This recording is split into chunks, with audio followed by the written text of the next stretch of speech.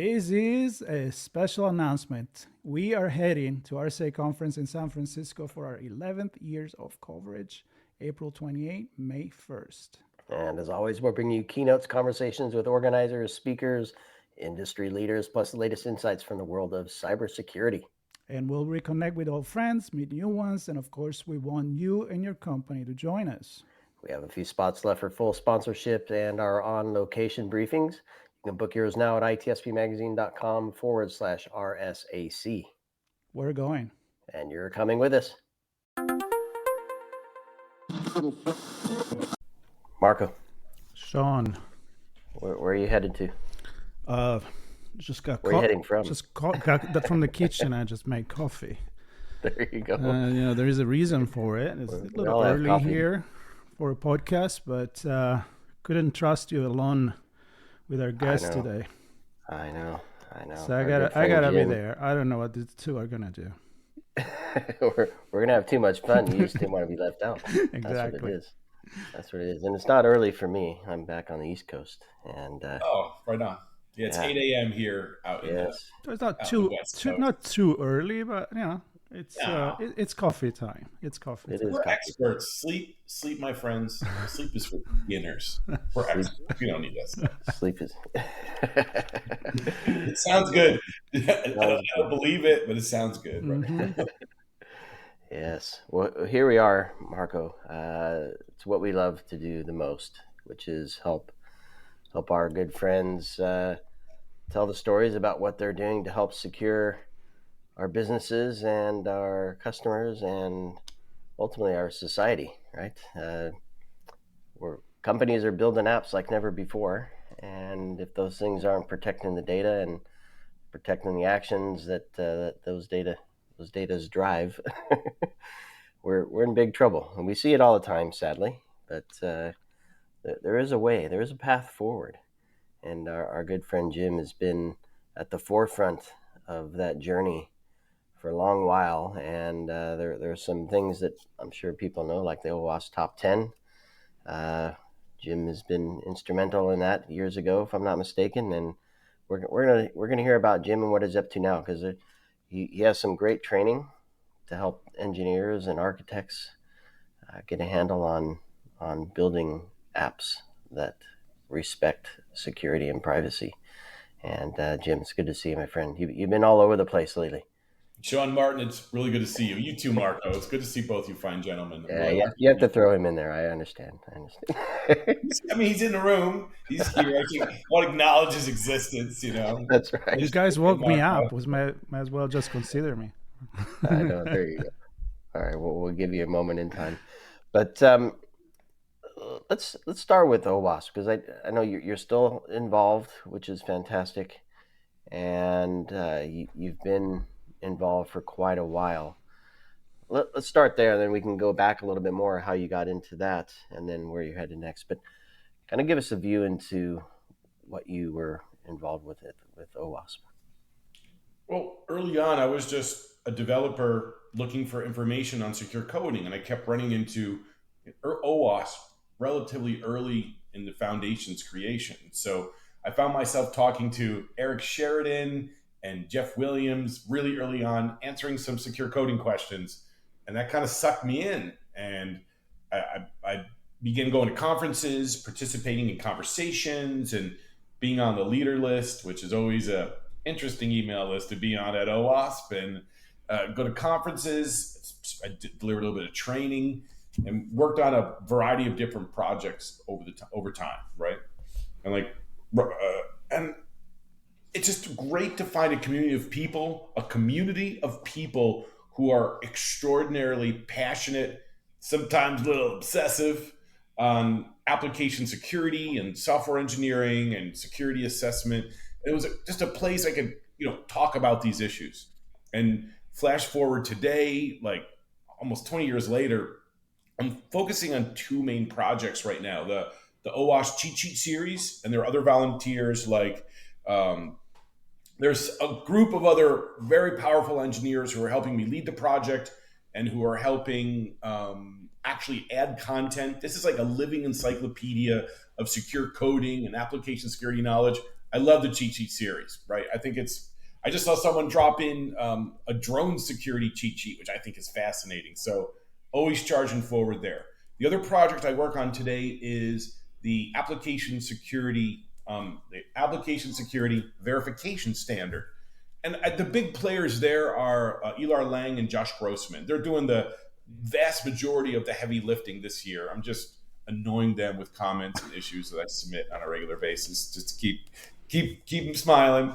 But like this is standard, mostly again led by Elar Lang, is like really got the pole position for this 5.0 version coming out, and Josh Grossman, he's like our de facto adult leader in the room a lot of the times. Very passionate group of people, but there's a lot of other volunteers under the leadership group who are putting massive amounts of work into the standard, and kind of rewrote the whole thing. And I'm extremely excited and impressed with the work that's been done for ASVS, Application Security Verification Standard 5.0, and that's going live in the next couple of months. So these are the things I'm working on. And I'm also super excited to go to Barcelona for an OWASP conference, and DC. I like DC, Marco. It's a nice town. So, and AppSec Global Barcelona. I'm still trying to work that out. I'm hoping to see you there, and we can have a good chat. Perhaps a coffee there as well. Absolutely. Coffees are inexpensive there, and they're good. I'm going to try to get out to Barcelona as early as I can. Maybe even as early as like, what is it, June 23rd, 24th, and the conference is like the week of the 26th. So, and right after OWASP Barcelona, I'm going to SecApp Dev. I love SecApp Dev. This is where I go and learn stuff from all these insane professors. SecApp Dev is in Leuven University. It's a training event where a whole bunch of professors come in to teach all these different secure coding and software security classes, and students show up from around the region, Belgium, all over the world actually. And for lunch every day, we have fine dining. We have like real fancy Belgian meals, and so try to a little highbrow, and it's a nice experience. Not just the food, but just again another group of people who are extremely passionate and interested in application security. I get to meet a lot of the people that are my heroes when I go there, like Bart Bernier and several others. So I'm excited. That's what I'm up to. Super cool, and I'm sure there's tons more, which is beyond impressive. Never ends. I don't know how you do it all. And by the way, and I want you to. This isn't an OWASP commercial, but I mean, the fact of the matter is, building an app might be easy. Architecting an app that can survive and be sustainable and secure and resilient and all the other stuff that businesses really care about, it starts to run off the rails a bit. It's brutal. You start adding all these requirements beyond just functionality and speed, right? And so OWASP, and I want you to describe what OWASP is just for a second, but OWASP does all this work to help coalesce some of these challenges and provide guides and tools and other materials to give engineers the understanding of what to do. Sometimes it's even with all that, maybe it makes it even more difficult. And that's where you come in. We're going to get into that in a bit to help navigate some of this stuff. But just because we've mentioned OWASP, Open Web App Security Program, if I'm not mistaken, just give us the 2-minute what it is so people know that there's tons of projects and all that kind of stuff. OWASP was originally named the Open Web Application Security Project. As software security is more important than just the web, it's like now it's the OWASP Worldwide Application Security Project. And there's 3 tiers to the foundation that I hold dear, right? There's the conference circuit where people can go meet community, attend talks about application security topics I find are fascinating. And then a training program if you want to take a more in-depth training class. That's the conference circuit.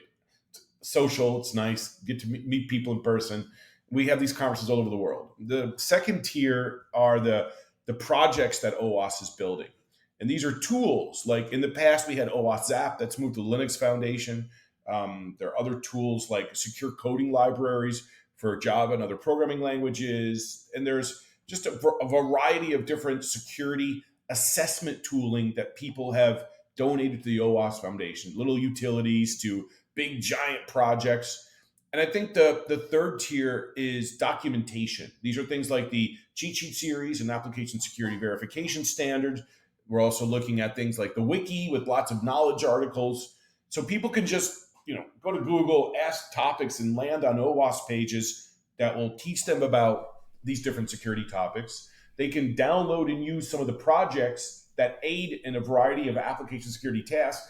Like one of the ones I was using recently is the OWASP dependency checker.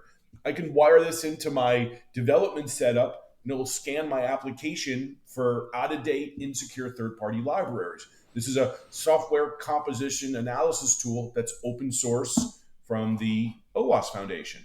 And then again, documentation, where people are reading about all of these application security topics. There's the main wiki. And again, I work on the Cheat Sheet Series, which is like a living encyclopedia of AppSec knowledge. And that's OWASP. And this is open source. No one's really getting hired among the community. There's a staff that runs a foundation. And you can't really fire anyone. So it's like an interesting group of people who are ultra passionate about these topics. I think it's a fascinating cast of characters, mixed nuts for sure. And I enjoy the community a great deal. And Sean, I've probably been to almost 100 different countries visiting OWASP chapters and OWASP friends of mine. It's been quite a ride the last 20 years or so. That's OWASP. That's OWASP from my subjective perspective. It's how we met. It's how we met at an OWASP conference and AppSec conference, I believe it was. Yep. But all that volunteer work doesn't cut the mustard.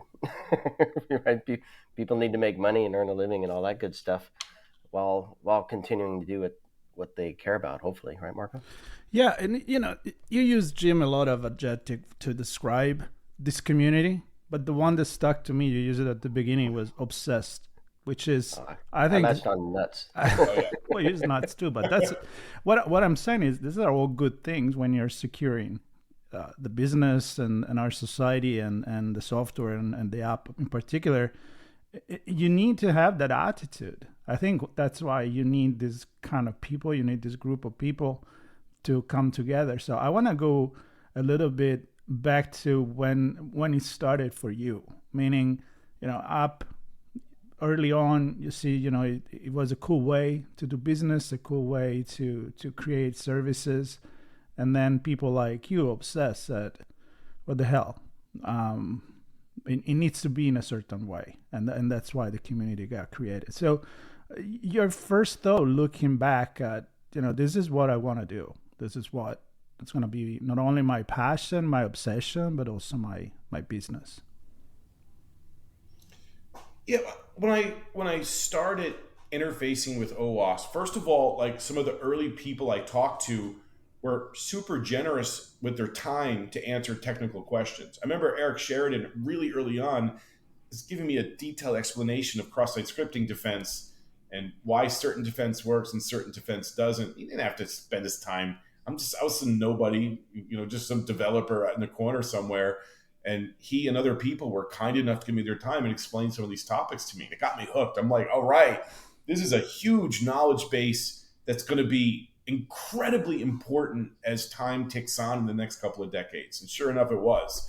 And I just kind of got sucked in, started reading, talking, joining. And it was just, I could tell that this knowledge was going to be fundamental to my future. And early on, as I started learning new techniques, I would do a combination of contribute additions to the wiki, but also commercially, I would build my own training courseware so I can teach developers about security.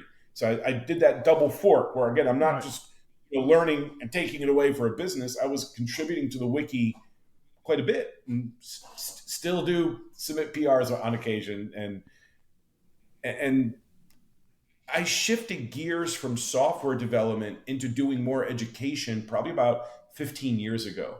My great-great-grandfather, great-grandfather, grandfather, and father are all professors. So like teaching is like a big part of my family lineage, the Manico family, right? And so when I started doing teaching, I see it like half having good material and being a good student and continuously studying. Don't be a jerk in class, and be willing to be corrected by these smart engineers I'm teaching in class. I learned most from getting corrected in class over the years, by the way. I've been in class so much. I've been beat down by students well over a decade, and it's hardened me to be able to answer questions really detailed now. So I like it. And half of it is the tech part of it and the student part and the study, but the other half is a performance art. Like I want to I've learned that by giving a good presentation, by drinking coffee, being awake, joking around, letting some of my weird part of my personality come out, be vulnerable in front of the class. It helps. It makes it so instead of being like this boring, monotone 8-hour slog your boss told you to go to, I try to make it as enjoyable as I can. Give people. I usually find someone in the class who's giving me a hard time and use them as the person I'm gonna give a hard time to the entire class. I always go back to them. Like this one guy in class, we nicknamed him the Hammer. So I'm like, what do you think, Hammer? So all throughout the class, I'm giving him a hard time, and it just makes it so rather than just being a boring slog, and for me too, it's not just for them. It helps keep me amused when I'm talking and teaching for like multiple 8-hour days in a row. I mean, when you look back at my year in college, I remember the teachers more than the class, right? I mean that's how you get people hooked. That's a plus, and I can definitely tell that not only because I've known you for a while, but the energy is there, and you need that, especially I think because from my perspective, it's something that is very hard to understand. I'm not on that tech side of things, the coding side of things, but I do understand that you prepare a course and 2 months later it could be old in a way that it's always constantly moving. So as it moves, you have to keep it interesting for the class. I mean, how do you adapt to the quick changes in the topics and in the issues that you have to resolve and keep it fresh and fun at the same time? When I was teaching my first classes years ago, I was talking about building Java server pages securely with escaping. Mm-hmm. That's not so much of a common technology anymore. A lot of people have moved to React and Angular and all these JavaScript frameworks. So I went to a bunch of talks on how to secure React. I experiment with it in my own code. I found mentors like Ron Paris and Liren Tal, who are really like global leaders in this framework security and JavaScript security space. And I grabbed knowledge from a lot of different angles, and every time I taught a class on React security, for example, a student would correct me. That doesn't make sense. I think it should be this way. And I'd go research it and fix my content. So it's not just me. It's like the hundreds of people I've taught this course to, good mentorship early on, and constantly refining the material. After the first time I taught a React class compared to I'm probably past 100. Like the last time I taught React a couple days ago, it's like night and day, the level of detail and understanding of it. So I do a lot of free talks to help, because it's just a number game for me. The more I've given a talk on a certain topic, the better that talk is going to be. So I practice a lot. Sometimes practice in front of a mirror, listening to the melodious sound of my own voice. It's just to practice a new topic, right? And admittedly, I use a lot of AI tools now to review my content and look for gaps, help me find just any kind of mistakes or technical errors. And I found that to be an invaluable tool as a content author, to help as a co-pilot, not co-pilot, but as a editorial assistant in the content creation I'm doing. It's an invaluable tool. Raw, it's bad. I got to review the work. I'm not completely all the way there, but so content creation and how to make it fun. That's just, again, the word that comes to mind is you got to be a little bit vulnerable in the class. Tell stories. Yeah. Got to I find that making fun of myself is not a bad thing. So I'm not trying to show up being too pretentious or trying to be the lead in the room. I'm like, yeah, I'm an entitled Bay Area developer. And I can see him just relax when I say stuff like that. I'm like, yeah, I prefer my latte delivered to my desk. I'm so entitled. I've had lunch made for me by chefs at work for way too long for it not to actually affect me. So, and when I'm able to joke around like that, I could just see people like, oh, thank God. He's not going to take himself too seriously. We're going to be okay. It's one of us, right? I mean, I think that's the feeling. You've been there, you've done things, and you're learning from the class too. Because teaching is a two-way road. Absolutely, yeah, big time. And just keep practicing, keep building content. Listen to what my customers ask for. They're the ones who drove what content I'm working on, and they've helped driven my style. Yep. Well, let's talk about that, Jim, because in addition to the back and forth and the interaction and the human nature of teaching and learning and in the full circle in all directions, it also has to be relevant, right? So, and this is where I think tremendous amount of information available, understanding in a way that applies to my role on my project, within my team, within the to meet the objectives of the business, things start to get really crazy.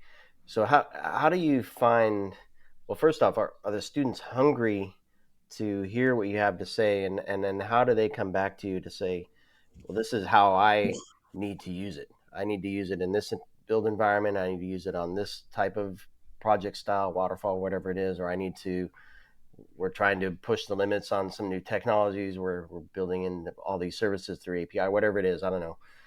How do you find them coming to you and saying, I love what you're saying, but how do I take it and do X, Y, and Z with what you have? And I want to answer that question in a special way, right? Is that sometimes I'm getting questions about how to use certain frameworks or how to build certain software. And I've been there before, and I have a good answer for them on the spot. I give them some details, give them some references, and I have a confidence level of my answer, and I'm done. Now, sometimes I have some ideas, but my confidence level to answer completely might be a little bit lower. So I'll say, look, this is what comes up for me. These are the ideas I think, but I don't have all the answers here. Let me get back to you on this. Can I do a little bit of research? Let me do some research, and I'll get back to you. And I'll go read some docs and do the research and come back to them. Now, with the new tools coming up, it supercharges me as an educator. So I've been experimenting with all the major engines, and I use different GPTs for different topics that I've fed certain research into. Like I put a lot of my React research into an OpenAI model called the Secure React Architect, which has all the security rules I think those developers should use inside of that private GPT. So I have things for threat modeling, things for like cloud security, and I have a couple of different GPTs with research that I like in it. So when they ask me a question, when I'm teaching, I got this live right in front of me. So these days they ask a question, I'm going to type it in real quick, boom, in one of my GPTs and look at the answer. I'm a speed reader, right? And also not, sometimes I can skip sentences just to get the gist of it quickly. So I can get if I can answer most of the question and I'm missing a couple details, I can now use modern tooling to look that up fast, live, on the spot, and I don't have to graveyard so many questions anymore. So look at this, Sean. Like, I'm not ashamed to say this. I'm using AI for reviewing content creation, looking for mistakes or gaps in my content. They've looked at my catalog. I had AI look at my catalog and say, I want to be ahead of the game. What should I be building? They're like, get some post-quantum computing. In fact, teach developers about quantum entanglement for quantum networks. That's going to be bigger and bigger in the next couple of years. And I already got asked for it. I'm like, thank you. And then in class, I'll use it as an aid to help me answer complicated questions. And it never answers a question perfectly, but it throws enough seeds at me where it gives me more detail. Like, for example, AI might give me these 4 topics. It might not describe it well, but those topic categories are good, and it will help spear some ideas in me to be able to answer these questions to students better. Yeah. And so it's getting easier to answer hard questions is really the long and short of it, Sean. Yeah, I had many conversations with teachers in many other fields, and the first approach to AI for many was, we're going to ban it from class. We're not going to use it. I mean, that's gone. That train has left the station because you just can't put it back in the can. But the fact that you're using them actually makes me curious do you actually see that by the the students seeing the teacher using it so openly and so productively, do they actually change their attitude towards AI and maybe put it in their learning process as well? Yeah. I show them what I'm doing. Like I'll Right. open up a prompt of an engine I like in the day, and I'll say, please act as an expert in Kubernetes security. And I'm going to ask you some hard questions. Please don't answer any questions unless you have 100% certainty that you're giving a good answer. If you're not sure, just tell me you're not Mm. sure. Yeah. And then so that's called like prepping the engine for a certain, changing the weights around for a certain kind of subject Right. expertise. I'll get slightly better answers, and then I'll ask the question. And I'm a very verbose person, right? And it's not always a good thing. Like someone could ask me a very short question. Like one of my famous character flaws is really long answers to short questions.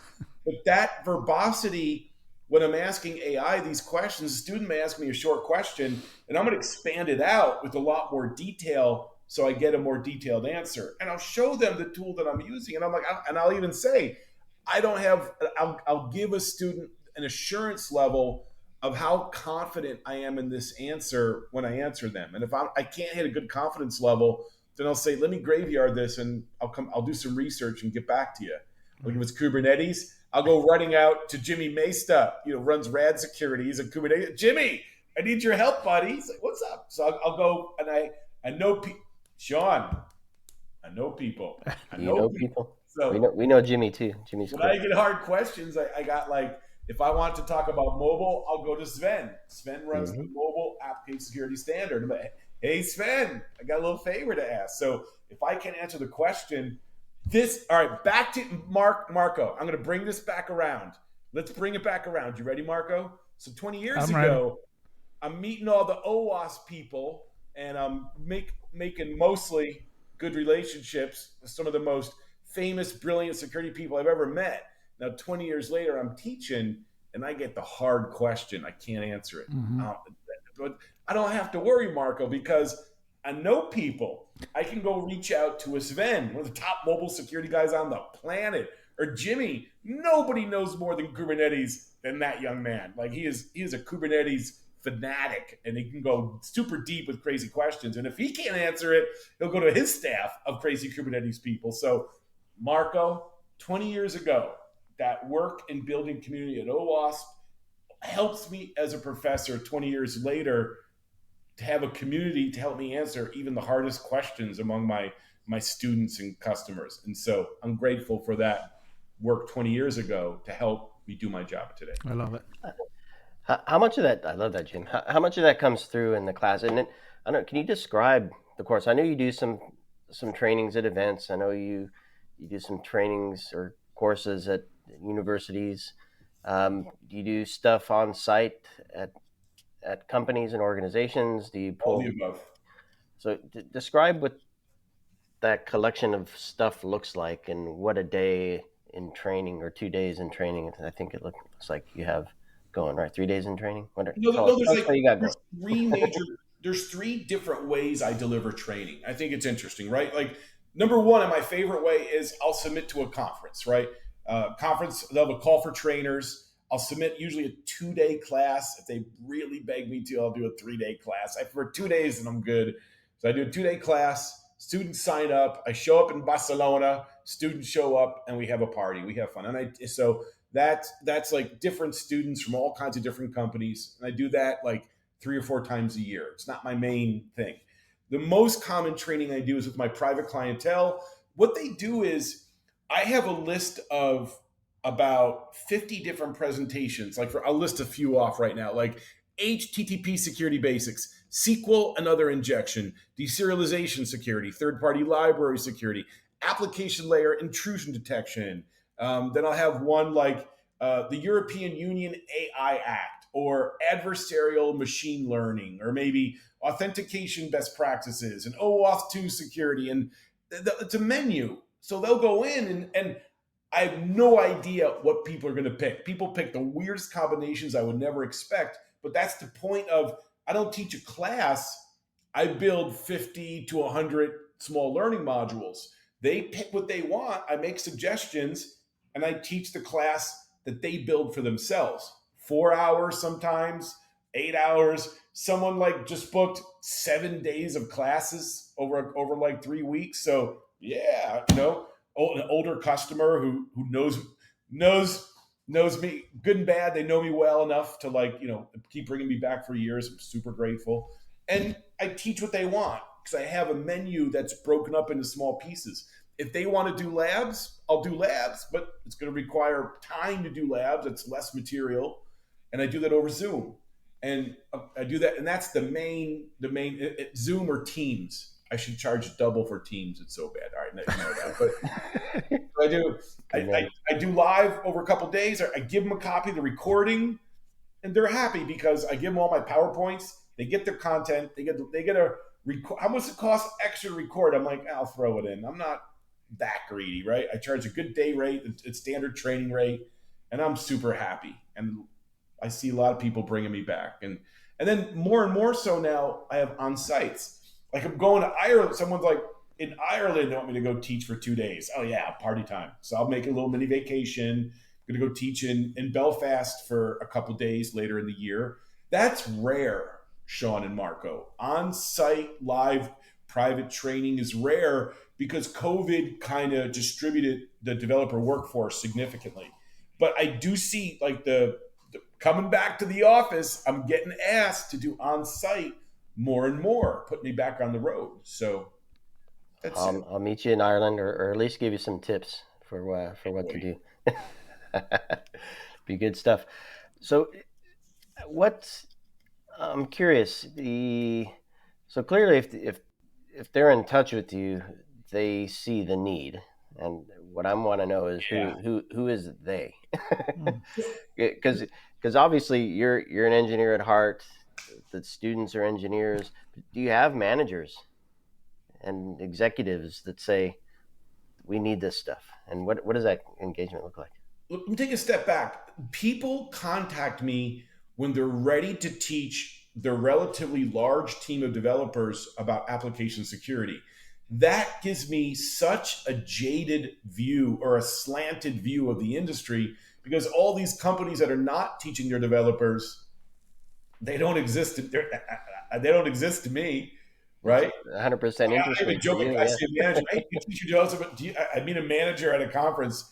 Do you teach your developers about security? He's like, no, we don't do that. I'm like, you're dead to me, buddy. I can't have that conversation. Yeah, I can't even look at you. Oh God, really? No. So I view the AppSec world as all these companies teaching their developers about security. That's my limited view of the world, and it's not as I talk to other people, that's not a real accurate view of the world. So what I want to know then, Jim, is what's the trigger for them? What was there an event? Was there a regulation? Was there we need to innovate, and we recognize that this is necessary in order to push the limits on things?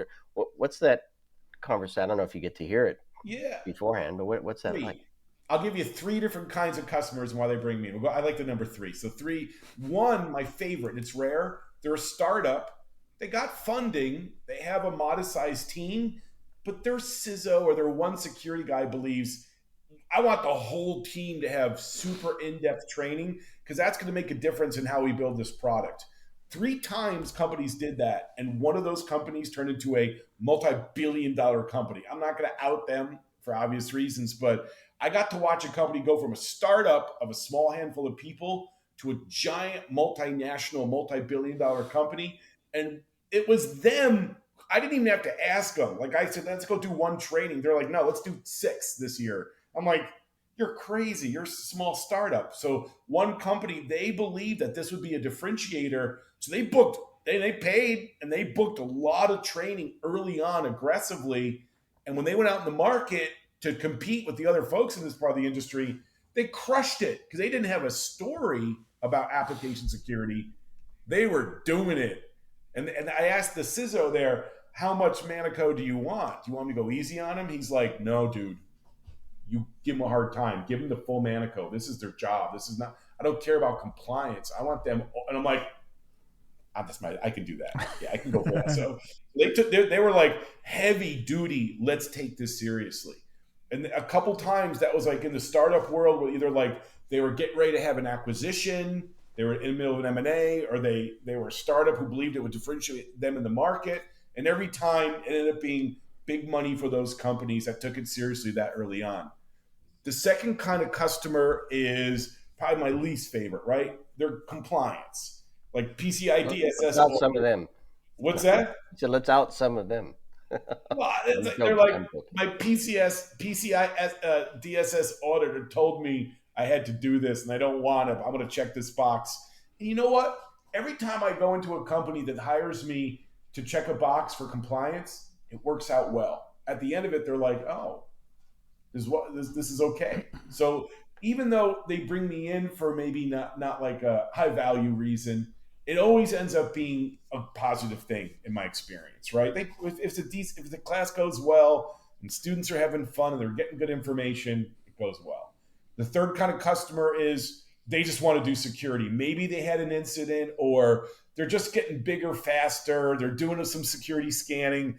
They're not happy with the results. The upper level managers are really starting to care about this, and then they're bringing me in for training for that reason. And like, I bring that up because they're not going to waste developers' time for several days doing training unless they really care about it. So in all these scenarios, when I'm brought in, the company has already reached a maturity stage one way or another, either being dragged kicking and screaming, or they think it's a good thing to do. Whatever the reason, they're bringing someone in to take all their developers away from development for days at a time. So they're already at a level of maturity that I think is good.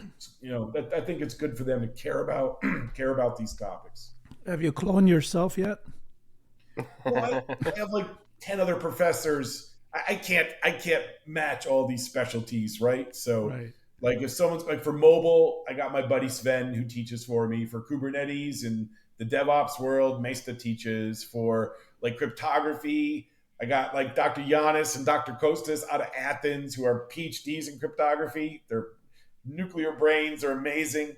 And so and several other teachers along in my little catalog. So I do a lot of the teaching for the web security stuff, but my customers are getting bigger. They want more of a full program.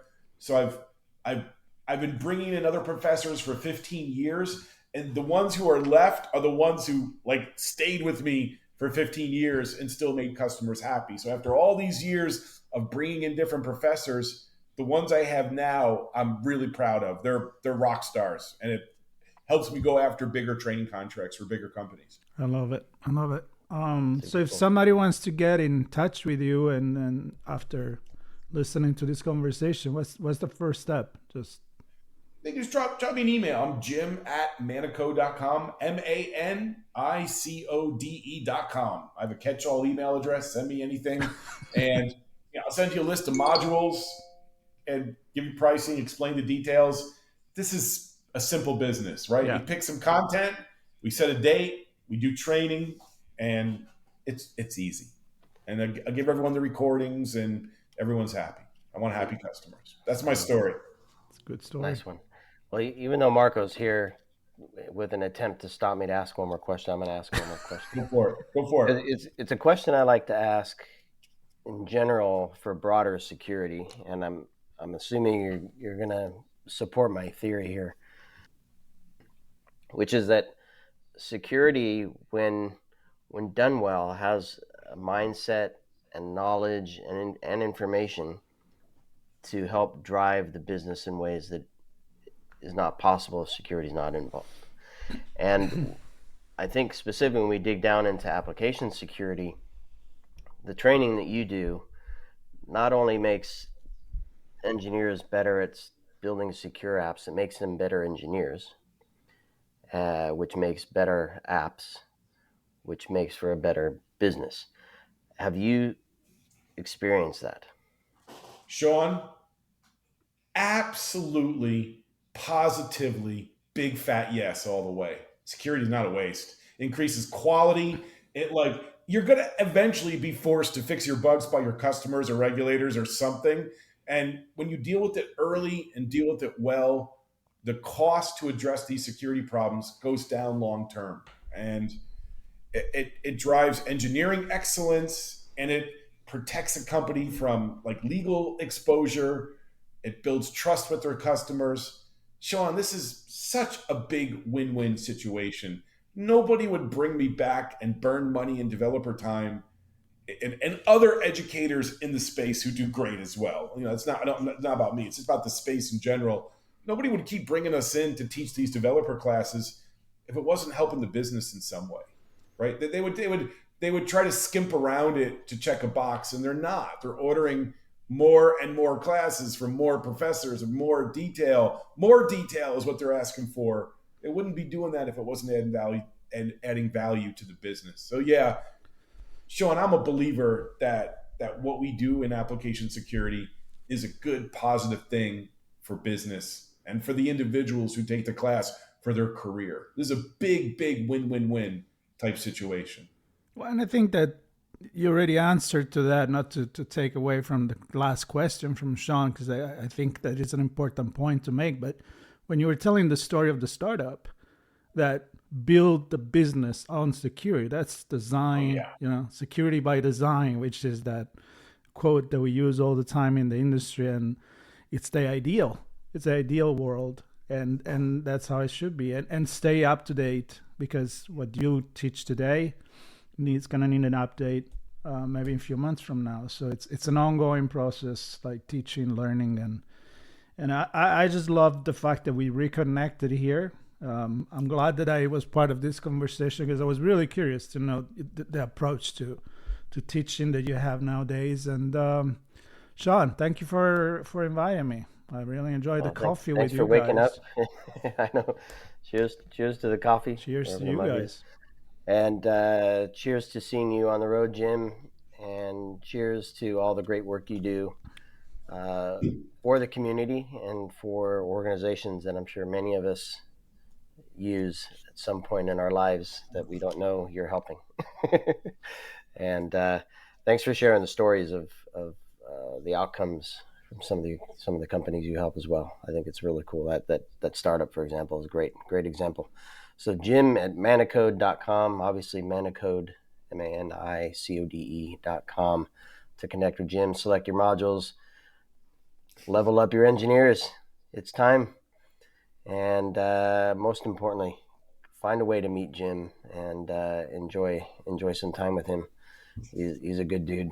He mentioned all these other folks, and Jim's one of the best. So thank you, Jim, for joining us, and thanks everybody for listening and watching. And more coming from Jim, so stay tuned. We're going to more detail from Jim in future episodes here on ITSP Magazine. So thanks for sharing the story with us, Jim. Thank you, Marco, and thank you so much, Sean. It's been a true pleasure. Thank you. Thank you, everyone. Ciao. Sean. Marco. We are here to deliver a message from the RSA Conference team. It's an important message from our friends. RSA Conference 2025, just around the corner, where insights drive action, solutions emerge, and community connections spark innovation. You'll be there. I'll be there. We invite everybody else to be there April 28th through May 1st. You can secure your spot at rsaconference.com/ITSPmag25. That's ITSPmag25. See you all there. I'll be there. See you there.